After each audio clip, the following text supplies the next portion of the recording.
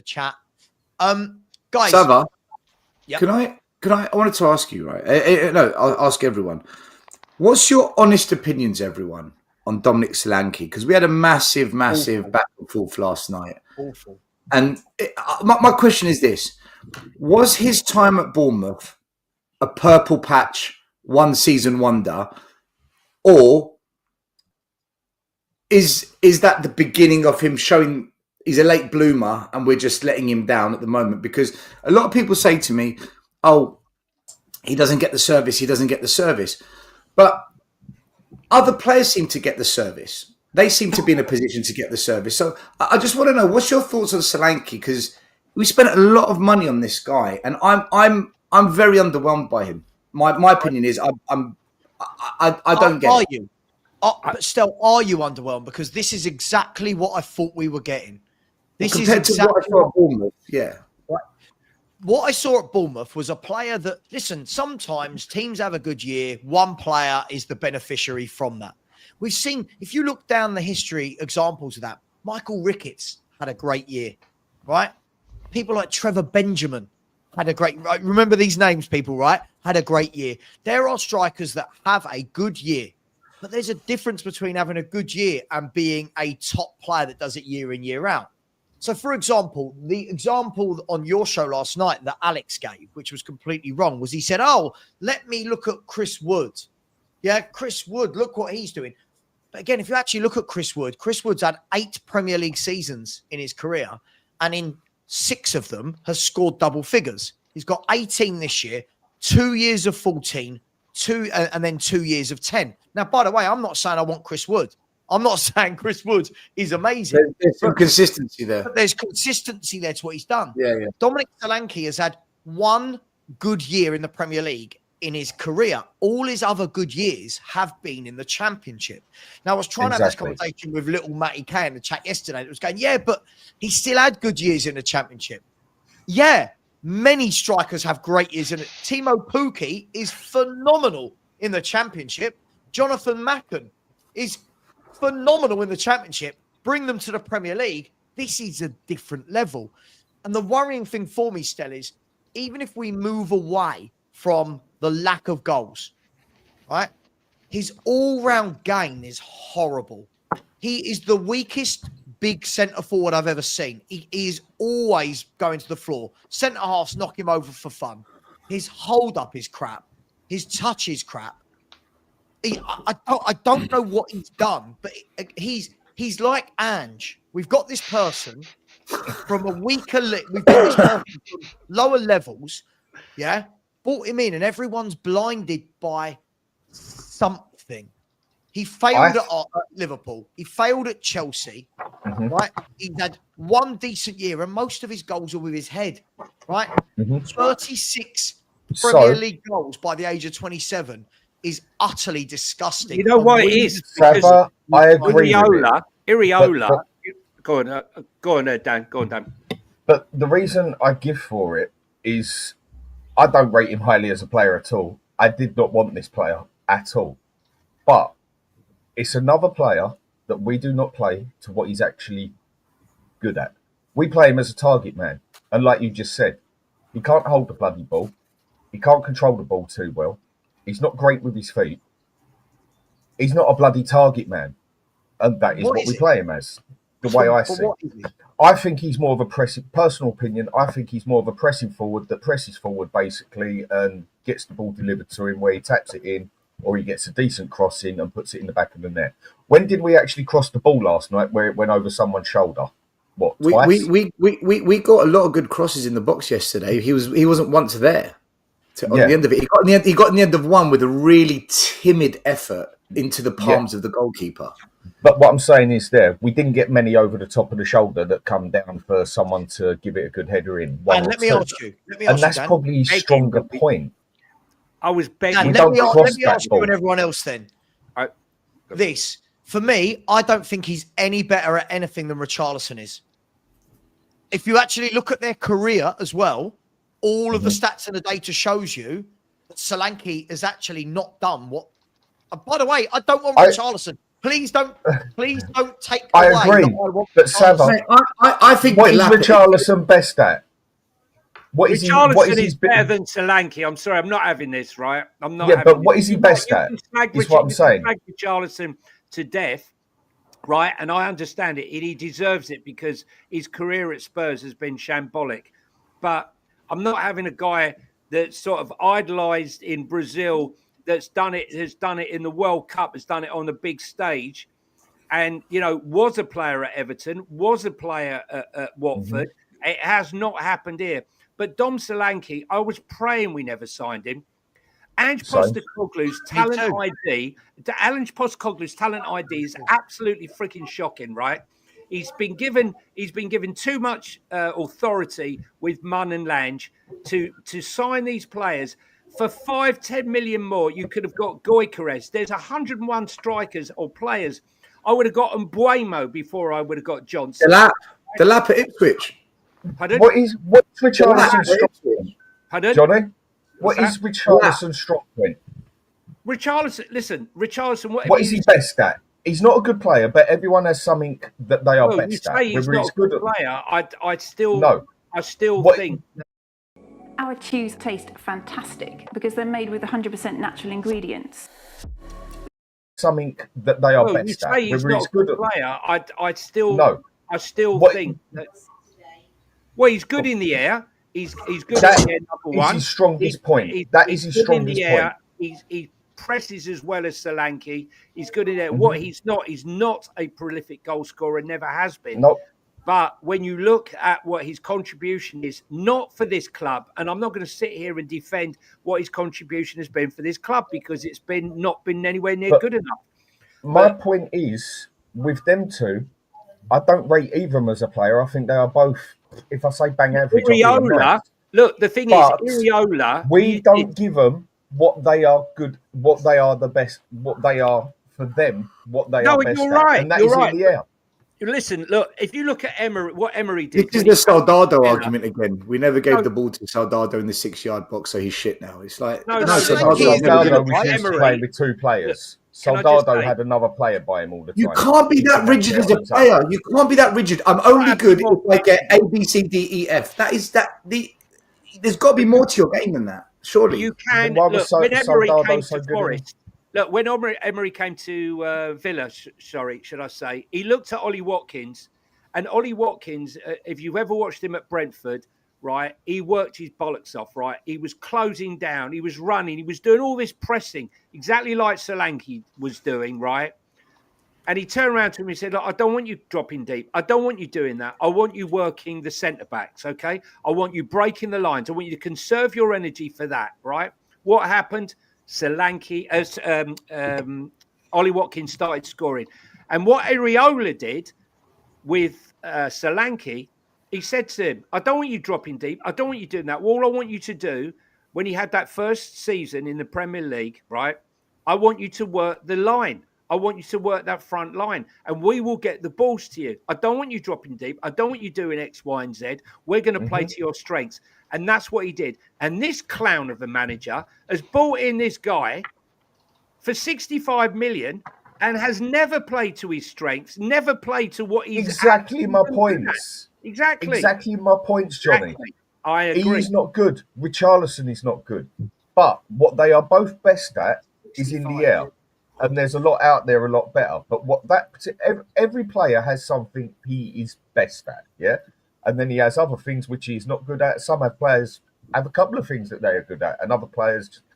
But them two, their strongest points are in the air. What does one thing we do not do? Cross that ball in that net unless we drill it across the floor or get some stupid pass that goes to like shoulder level like yesterday.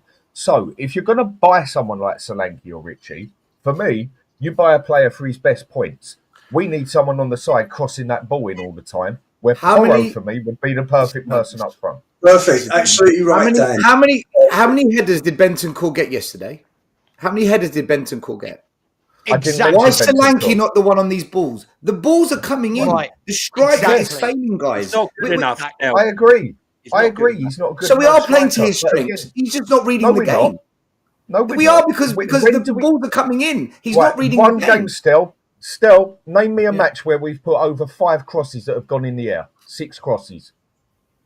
When I can't remember every game, every cross right now. Because we don't do it. Because we don't do it still. Because we haven't got no one who can. It's not saying to me how many through balls do we play? How many balls do we play to the left? I can't just like that. I can't give you an answer. What Stell's saying, right? What Stell's saying, and he's right, is the fact that this manager, knowing what the strengths are, should be telling him, "You are not prime Harry Kane. Stop dropping deep." I agree. You're not going to drop deep and spray a ball 20 yards to the other side of the pitch and then run back into it. Never.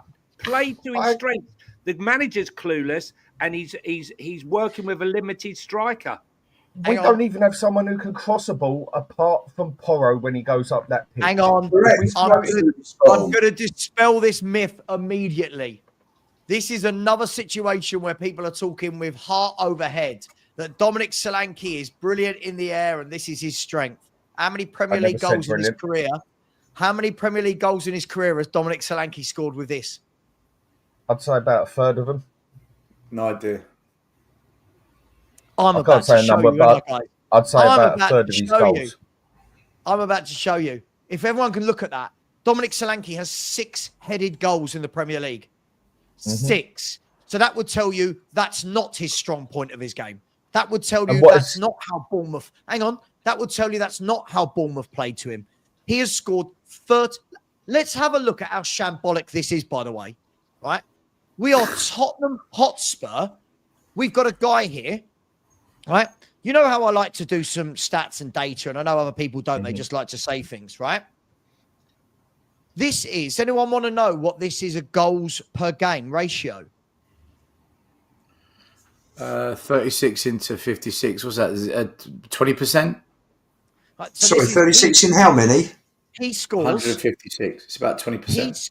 Well, the goals per match is up there, isn't it? Hang on. He scores every 4.3 games in the Premier League, right? 25%, all right. Right. So now you average that. Oh, that's over his career in the Premier League. Now you average that over a season. That's not a good goal scorer, right? Richarlison. Anyone want to know what his goals per game ratio is? Probably identical. It's going to be a bit higher because he scored a lot of goals at Watford and Everton. Well, a lot. He scored 30. I would have thought it's higher. He's played in the Premier League more because you're only doing Premier League, so he's played in the Premier League more. That's not how averages work. That's not how averages work. That's not based how on appearances is a ratio. It's based on appearances versus goals, right? His is 3.8. So all these people that tell me he's much better than, what's he better at? What is this guy better at? Because look, I'm going to show you this as well. By the way, so this is every 4.2 games or 4.4 games, this guy scores a goal. He's only scored. Which one have you got up? If you got up at the moment, Solanke. That's Solanke's, yeah. I'm going to bring up Richarlison versus Solanke in a minute. But this notion that we don't play to his strengths and we don't get crosses into his head, he's only scored 6 in his career with his head. So that can't be his strong point. Is that his entire career or just the Premier League? This is Premier League appearances. This is what he does in the Premier League. Right? Now do it in the other leagues as well. But we're not playing in the other league. We're not playing. But what I'm saying is, yeah, but then you're only judging a player through the Premier League. Now I get it. Yes. That's where it's most important. But if you go and look through the rest of his career, I'm asking a question. Where has he done it in the rest of his career? I'd actually like to know. It's a question. I will go and have a look. But for me, he did it in the Austrian league. He did it in the Austrian league, and he did it in the Championship. So it's fair to say many levels, or at least a significant level below Premier League. I agree. So, but does that make it irrelevant now? Yes, because that's the level. That's the level. In the Premier League, I agree. Said his strength. Bearing in mind, he's been in the Premier League for the last 2 years. I agree. Hang on, let me finish talking, mate. I agree. In 2 seasons in the Premier League, he's averaged 3 goals a year with his head. So all of this, we've got to get into his head. Our wingers don't cross to his head.